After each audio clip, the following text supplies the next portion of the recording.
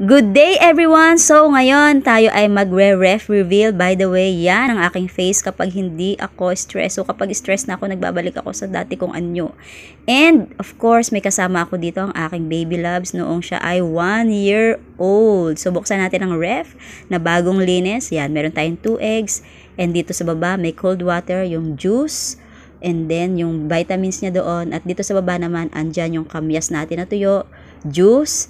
And then sa huli ay sugar.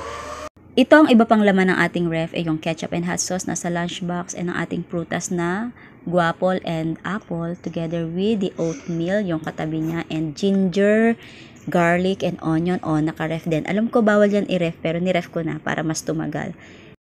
Sa baba, meron tayong cookies, meron tayong baby orange, and yun, nakikita nyo yung Yakult, and then salt, nilagay ko na rin dyan, pandagdag sa laman, and crispy fry, and yung lalagyan na natin ng gulay. Ang lalagyan ng gulay, wala pang laman, hindi pa tayo nakapamalengke, and yung freezer natin, ang laman niya lang ay yan, 3 tsaki, pambaon ni Alo, and mga yellow, and yung mga isda, and yan, kita nyo naman kung ano pa yan.